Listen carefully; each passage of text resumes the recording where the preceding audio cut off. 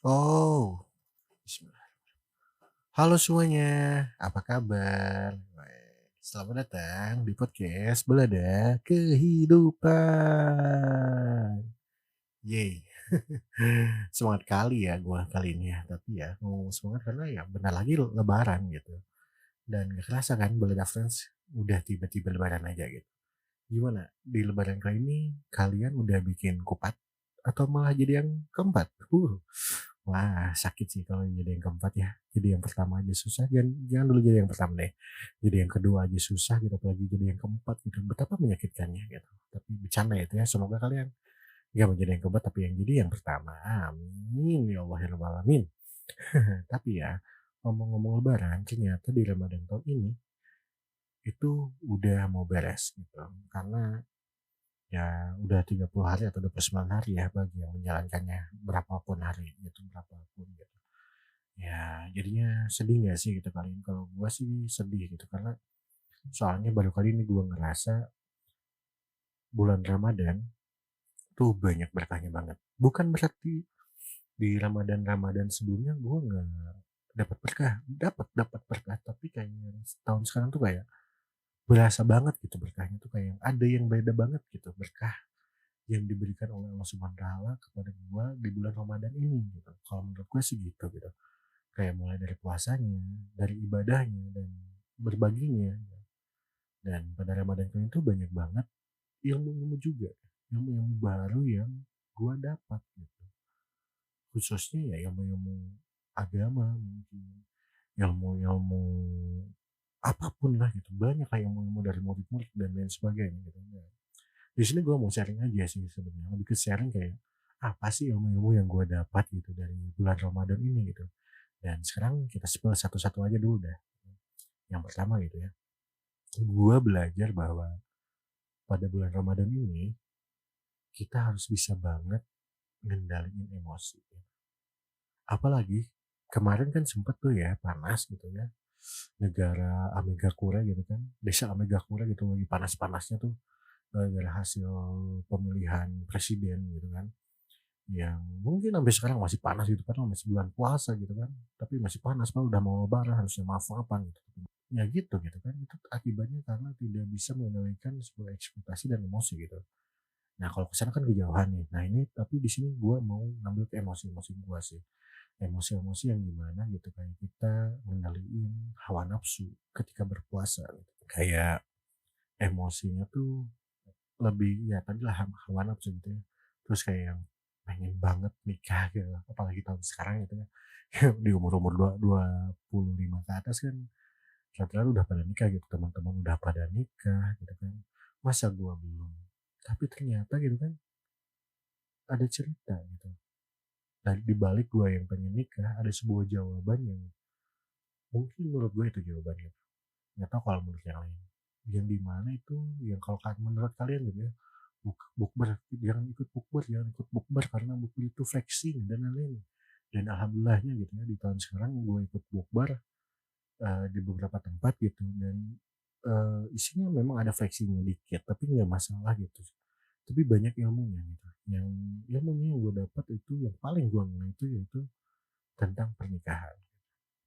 Kenapa sih gue ngomong tentang pernikahan ya karena di umur gue gitu kan yang sudah mulai 25 ke atas yang ya udah lulus kuliah mau ngapain lagi gitu kerja udah insya Allah kerja udah ada ya tinggal apa lagi ibaratnya gitu ya yang ternyata pernikahan itu nggak segampang yang kita kira ya memang ibadah itu ibadah itu ibadah ya memang nikah itu ibadah gitu ya. Tapi kan dari semua ibadah yang kita punya itu pasti ada ujiannya gitu. Yang dimana ujian-ujiannya itu kalau menurut gue kayaknya gue belum sanggup deh. Tapi ya gue mau sanggup-sanggupin aja karena gue pengen nikah. Maksa banget sih gue. emang orangnya suka maksa sih. Tapi kenapa sih gue bilang bukannya gue nggak pengen nikah. Gue pengen nikah tahun sekarang. Kepengennya kalau nggak tahun depan. Yes, gimana dikasihnya jodoh lah intinya gitu. Tapi gue nggak mau buru-buru amat gitu. Karena menurut gue apalagi kalau kita misalnya nanti bertemu dengan bulan Ramadan atau liburan nanti, liburan sekolah dan lain-lain. Contohnya kayak lebaran lah gitu. Lebaran tuh kita harus siap dengan budaya yang ada di Indonesia ya, bahwa segala sesuatu kalau mau lebaran ya, harga pasti naik dan harus pasti kita harus punya yang baru. Dan dari sanalah gua berpikir untuk pernikahan ternyata tidak hanya melulu tentang soal cinta, tidak melulu hanya soal ibadah, dan tidak melulu tentang melampiaskan hawa nafsu. Tapi ya bagaimana caranya kita bisa mengatur uang dan hemat. Kenapa sih? Kenapa sih dari pernikahan ya obrolan itu yang gue dapat itu gitu, kedua itu. Karena ya menurut gue itu yang paling penting gitu. Selain ibadah dan lainnya, ibadah dan lain tuh beda lagi gitu ceritanya gitu kan. Tapi ini gitu dari hemat gitu. Dan itu yang gue pelajari dari emosi, hawa nafsu dan lain itu adalah hemat. Karena ya di bulan Ramadan gue belajar banget bagaimana gitu caranya gue harus hemat nih di bulan Ramadan. Ya kalau bahasa kerennya sih kalau sekarang-sekarang tuh kan minimalis lah gitu. Kalau hemat kan kayak orang ciri khasnya tuh kayak orang pelit gitu ya. Padahal enggak juga gitu. Tapi ya minimalis lah kita ambil minimalis. Karena yang gue lihat gitu dari gue yang dulu bulan Ramadan dulu gitu pasti pengen banget gitu, beli barang-barang baru.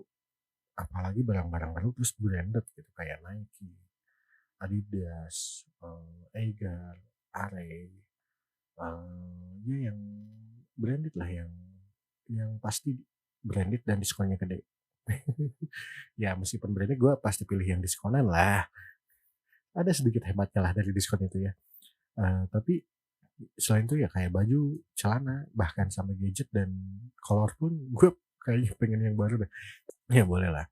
Tuh, nah, rasanya tuh kayak kayak kalau misalnya mau lebaran tuh gak ada yang baru tuh kayak gak lebaran gitu.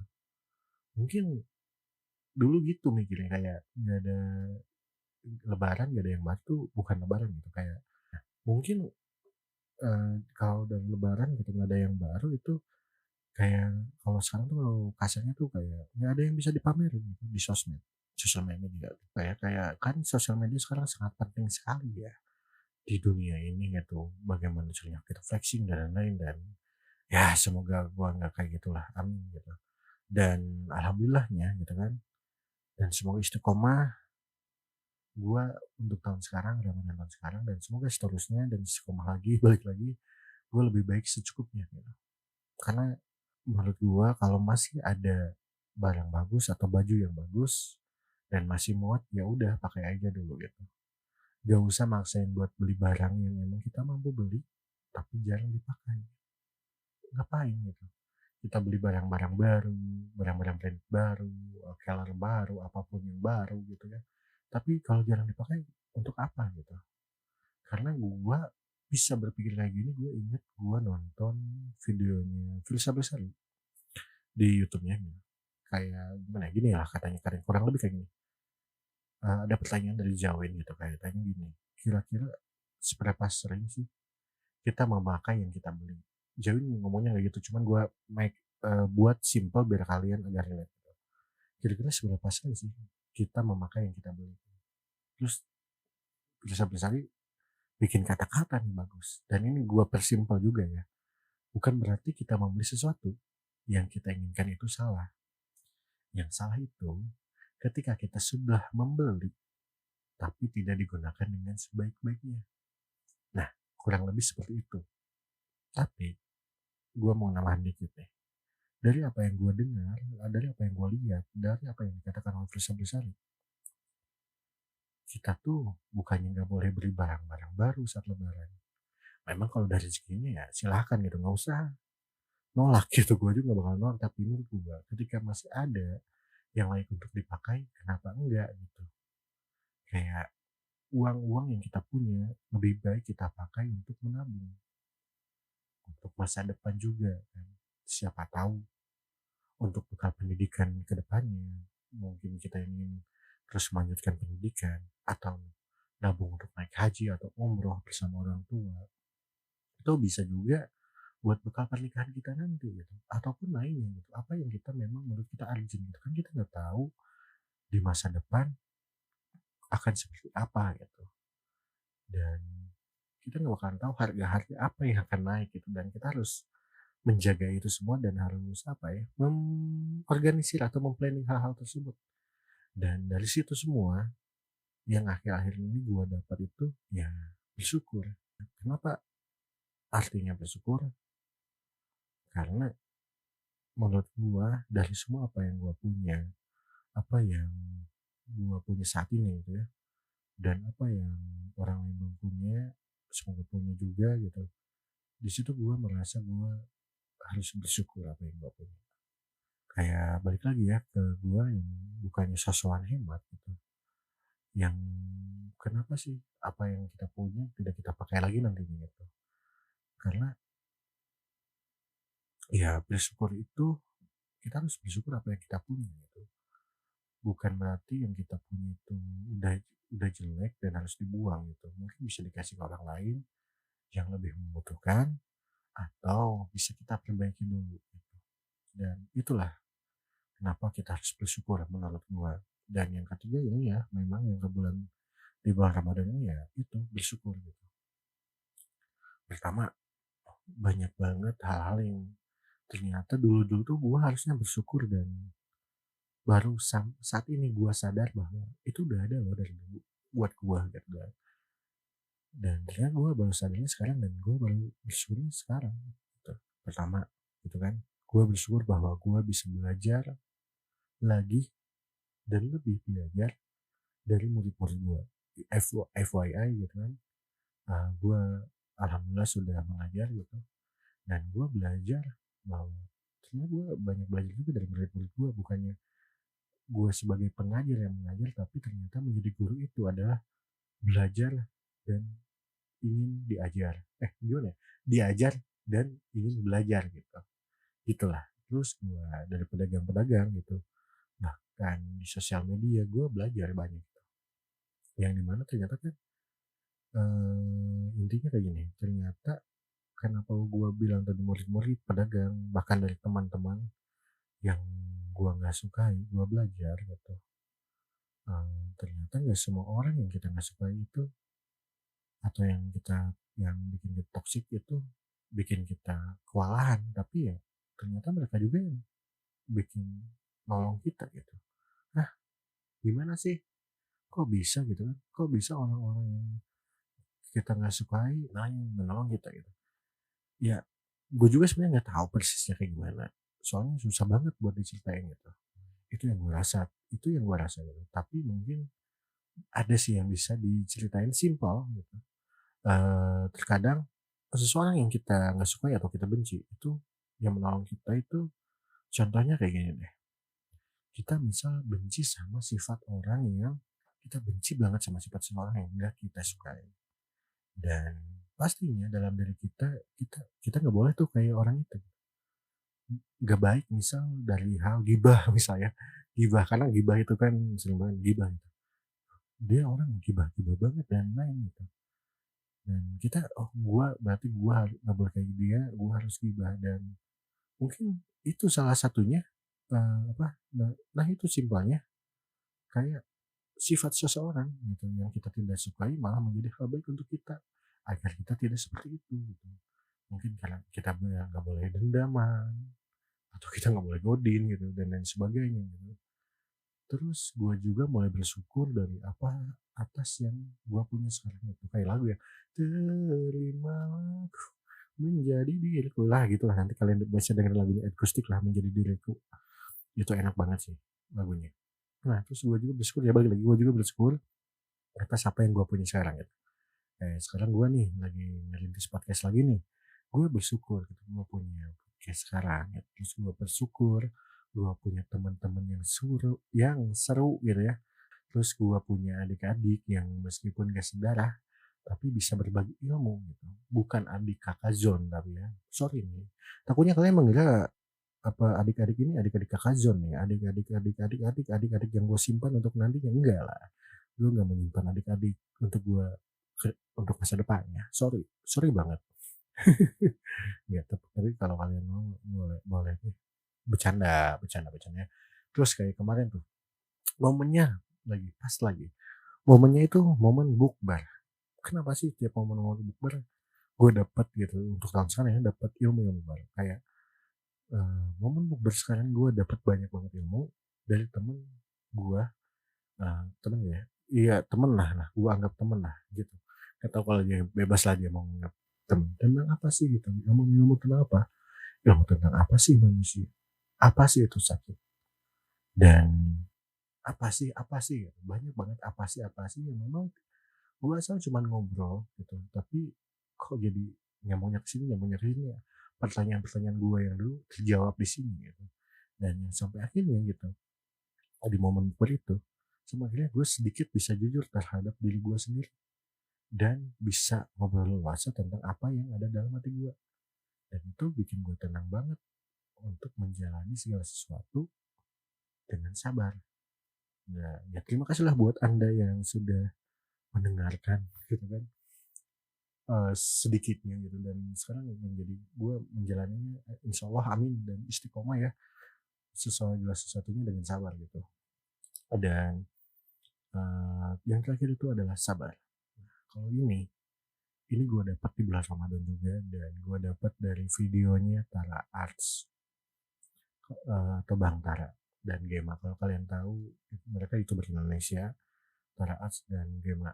Nah, kalau nontonnya gue di Tara Arts Universe itu apa network kalau nggak salah. Kalau yang channel biasanya Tara Tara Arts gitu. Kalian bisa search aja sih di YouTube itu kekuatan doa. Intinya dalam video itu gue belajar bahwa apa yang kita minta dari dulu, apa yang kita inginkan dari dulu, apa yang kita selalu doakan terhadap Allah Subhanahu wa taala atau kepada Tuhan Yang Maha Esa, itu pasti akan dijawab gitu, dan pasti akan diberi. Tapi kita harus sabar, kita nggak tahu kapan rezeki itu datang, dan kita nggak tahu rezeki itu apa yang kita minta itu datangnya seperti apa gitu. Bisa jadi misal ketika kita menginginkan apa ya, ketika kita menginginkan uang 1 juta, belum tentu 1 juta itu hadir saat ini atau beberapa bulan ke belakang. Tapi bisa jadi 1 juta itu hadir ketika kita sedang terpuruk, sedang kita membutuhkannya banget gitu. Bisa jadi seperti itu. Ibaratnya kayak gitulah kalau kalian ngerti lah.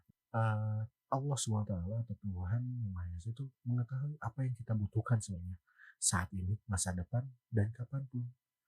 Kayak misal kalau cerita Bang Tara itu pengennya, itu kalau nggak salah pengen kamera gitu, kamera Olympus atau Canon, yang 5D Mark II gitu kan, kalau nggak salah.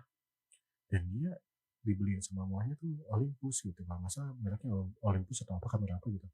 Nantinya dia bisa dapat kamera 5D Mark itu, kedua itu pas dia apa namanya, ikutan lomba, dan dia hadiahnya itu kamera Canon yang dia inginkan gitu, yang waktu dulu. Dan ternyata kalau kita, yang intinya jadinya balik lagi, intinya kan balik lagi ke sabar gitu.